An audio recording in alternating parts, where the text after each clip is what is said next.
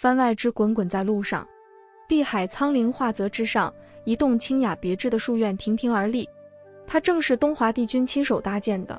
那会他还只是男孩模样，不是什么天地共主，更不是什么避世神尊。那时的四海八荒一片混战，碧海苍陵本就极具灵犀，妖魔邪物竞相争夺厮杀，根本不像现在这么平和宁静，而是到处充斥着血腥。帝君建造这小屋只不过为了有个睡觉的地方，不至于被妖魔怪兽侵袭，所以这屋子很实用，却有些简陋随性。如今它还是并不豪华宽敞，却变得充满温馨甜蜜。孤独了36万年的老神仙终于娶到媳妇了。他的小狐狸特别喜欢这处居所，觉得这里安静随意，而且是他家帝君出生成长的地方，特别亲切。婚前他们两人在这住了300年，大婚后没几天就回来了，这一转眼又过了1000年。这日，帝君与凤九泛舟于画泽中央的碧海之上，两人相互依偎，惬意地聊着笑着。凤九，我三婶婶怀上第2胎了，我奶奶说看样子是个男孩。帝君，凤九从帝君怀里抬起小脑袋，眼睛一眨一眨地看着他。我还记得希儿刚出生时可可爱了，那小脸肉肉的粉粉的，还不知道这一胎会有多可爱呢。帝君坦坦的，凤九，那你觉得我俩的孩子会不会特别可爱？会。你怎么这么肯定呢？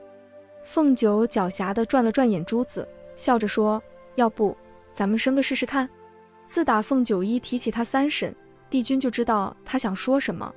最近他好几次明着暗着向他表示了想要孩子的想法，难道他是过腻了与他的两人生活？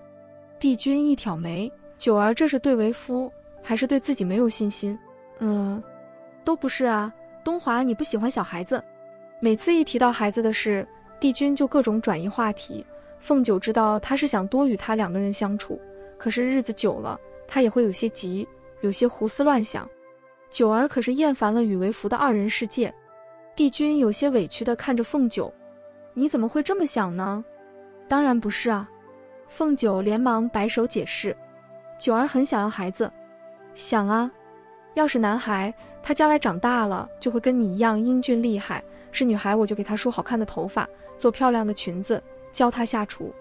帝君看着凤九双眼闪着期待的光芒，良久后他抬手扶了扶她的鬓发，轻轻说道，既然你喜欢，那我也喜欢。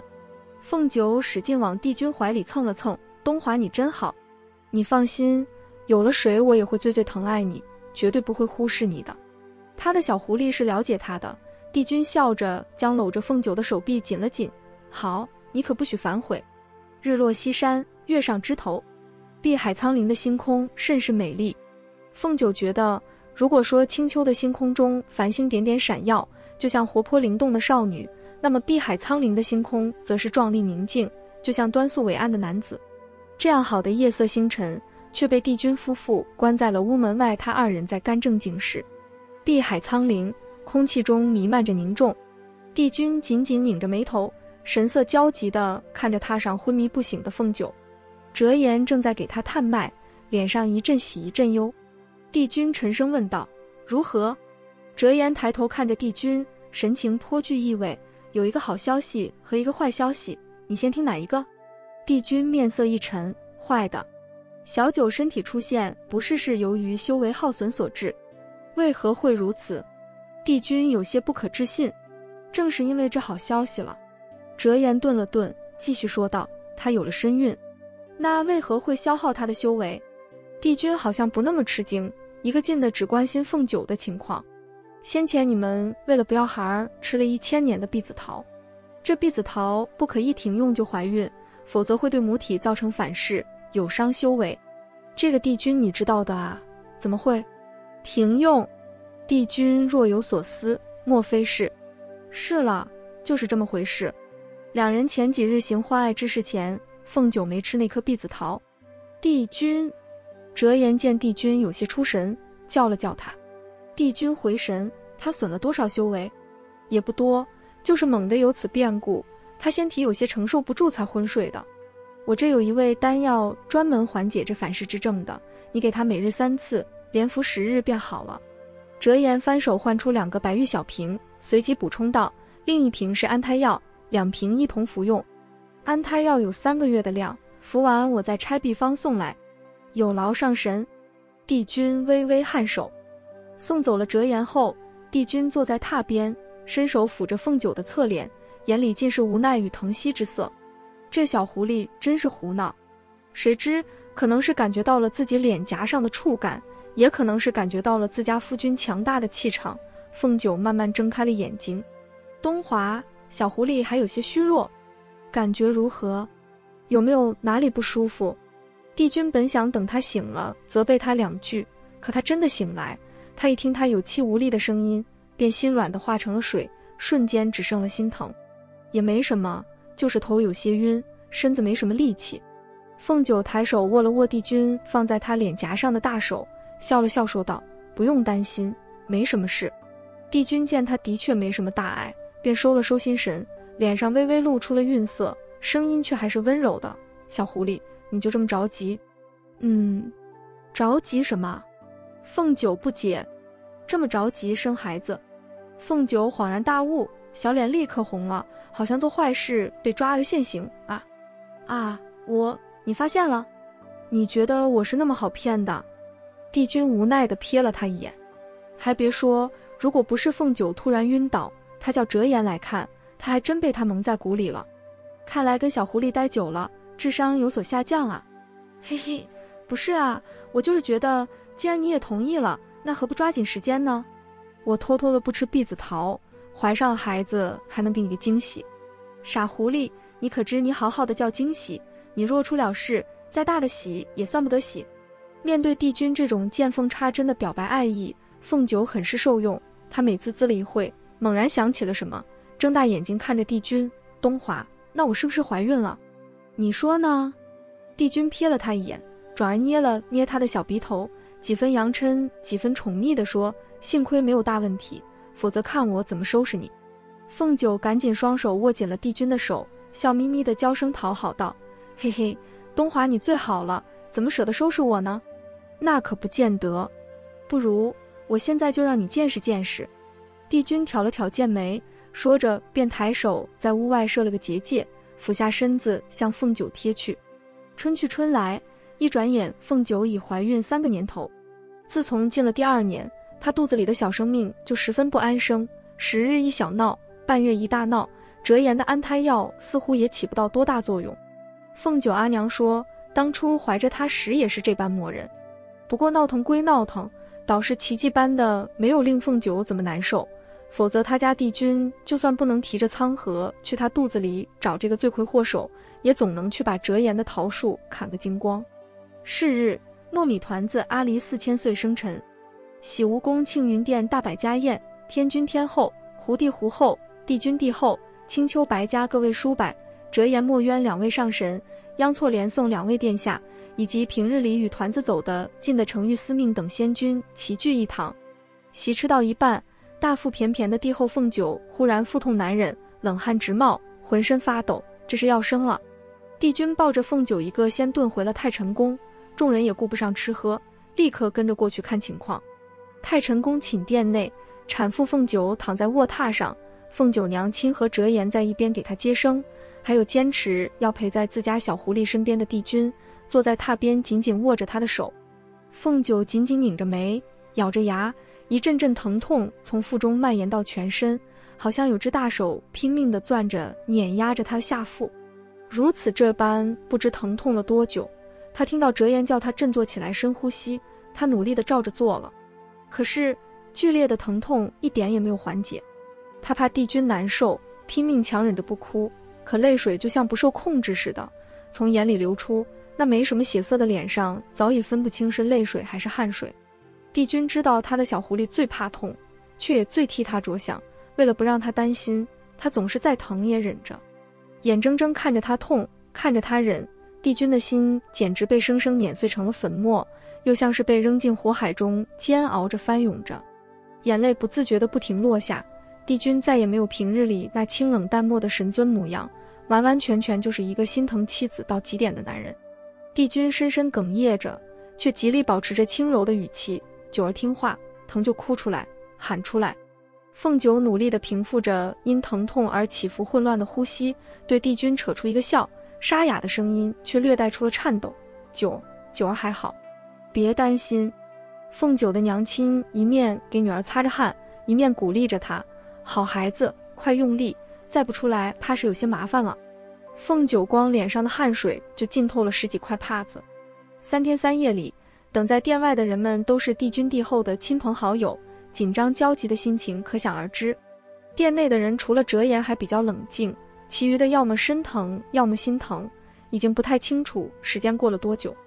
终于，凤九进寝殿后第4日寅时刚过，太晨宫寝殿内传出了一阵清脆的婴儿啼哭声。与此同时，之间天边祥云彩霞飘来，72只艳丽的五彩鸟绕梁纷飞。众人立时松了心，眉开眼笑，相互道喜。待凤九娘亲抱着刚刚诞生的婴孩出来时，众人才见此子生来一头银发，白嫩的皮肤细细滑滑，五官虽稚嫩，却同他父亲如出一辙。这便是东华帝君与凤九帝后的长子了。哎呀，这孩子真好看，细皮嫩肉的。胡后抱在怀里，爱不释手。是啊，就是看不出来有小九的样子，活像个小帝君。白浅伸手逗弄着孩子，瘪了瘪嘴，似乎觉得他家侄女在生孩子这件事上吃了亏。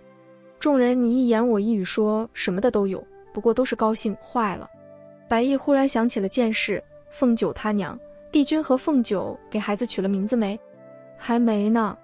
小九疼了3天3夜，最后孩子出来了，也疼得晕过去了。帝君心一直在小九身上，哄着他，其他什么也没顾得上。凤九娘亲心疼闺女，却也因为帝君如此疼爱凤九而替她高兴。寝殿内，凤九昏迷着，一直紧蹙了3天3夜的峨眉终于舒展了开来，她全身都已经湿透。帝君为了能让她舒服些，抬手捏了一橛给她净身，并且换了干净的衣服被褥。她没什么大碍，就是费了不少力气，得好好睡一觉，补一补。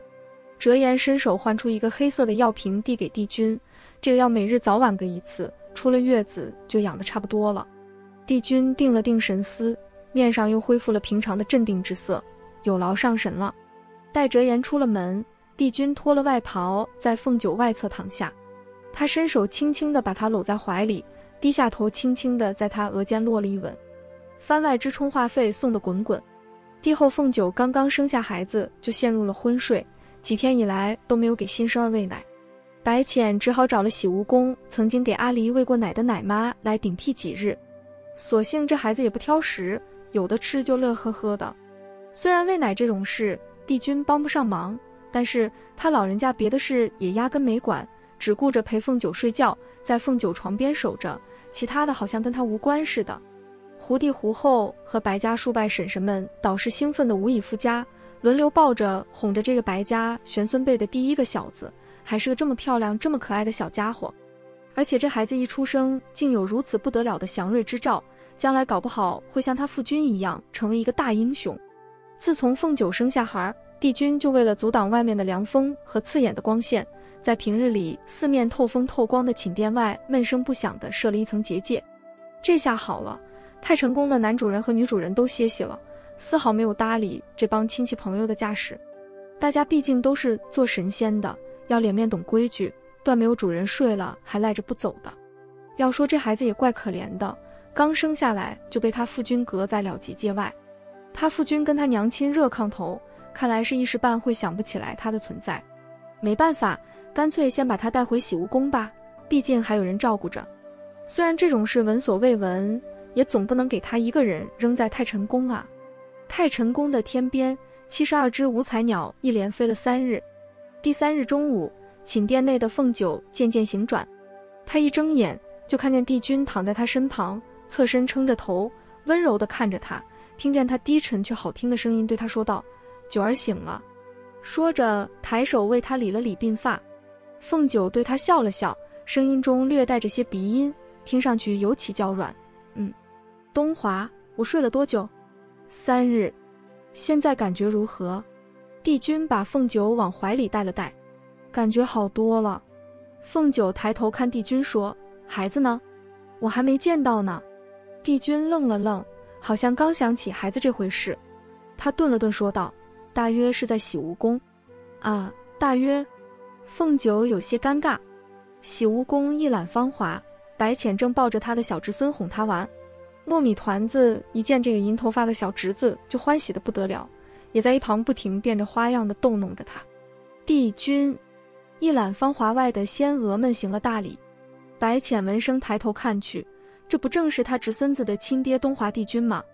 虽然从凤九那里排，帝君是他的侄女婿，可帝君毕竟仙位过于尊贵，而且又是在天宫，他还是需要给帝君行礼的。白浅微微躬身道：“帝君。”阿离随着他拱手：“阿离见过东华帝君，天后与小殿下不必多礼。”帝君看了看白浅怀里的婴儿，微微颔了颔首道：“有劳天后替本帝君照看孩儿。”凤九醒了，我是来接他回太晨宫的。小九醒了，他可好些了？白浅关切地问道。他好多了，只是还需服些丹药调养。帝君又看了看白浅抱着的孩子，示意他把孩子交给他。白浅在心里狠狠翻了个白眼，心说这回想起孩子了。这都3天了，这孩子莫不是他们夫妻俩充话费送的？他觉得，且不论那混乱的辈分，就单说养孩子这件事上，他好歹也是个过来人。既然是过来人，就该给新人指点指点，免得他们误入歧途。于是他顿了顿，故作一副前辈模样说道：“帝君，本宫认为，既然做了父母，就还是应该以孩子为重。夫妻2人恩爱自然是好，可是这下一代也是忽视不得的，你觉得对吗？”帝君挑了挑眉，悠悠说道：“天后娘娘说的有道理，不过本帝君看阿离小殿下也并无不妥，想来只要根基好，稍稍放养也无伤大雅。”白浅被他堵得差点一口气没上来。他跟叶华的确有时候一相处起来就什么都忘了，时常将阿离托给程昱他们。不过帝君他也知道的太多了，他压着心虚和不爽，将孩子交给了帝君。那什么，帝君把这孩子带回去吧。这几日洗蜈蚣的乳母喂过奶，他乖得很，叫凤九无需担心。有劳天后。帝君接过孩子，又颔了颔首，转身回太晨宫了。凤九倚着帝君坐在卧榻一边，抱着他辛辛苦苦生下来的儿子。他看着这孩子，简直能想象到他家帝君刚化生出来时模样。这与他当初对于生男孩的设想基本上一丝缝隙都没有的吻合上了，因此他满意得很，声音里都透着欣喜。东华，你说叫他什么名字好？媳妇心情好，帝君就心情好，更何况这次他眼见着小狐狸生产时有多痛苦，心中的爱怜疼惜更深了。听你的。听我的。那叫他滚滚也行。凤九试探性的随口一说。好。帝君毫不犹豫。哈哈，不行不行，我随口说的。凤九没想到帝君答应的这么干脆，有这么草率的夫君吗？他只觉得哭笑不得，然而随即又陷入了思考，让我好好想想。帝君静静等着他想。片刻后，凤九爽快地决定，小名就叫滚滚吧。人家都说名字难听点活得好，而且滚滚2字和阿离的团子还挺像的，一听就知道是亲戚。哈哈，我聪明吧？帝君抬手刮了刮凤九的小鼻头，眼神语气中满是宠溺。不错。小狐狸说的倒是头头是道。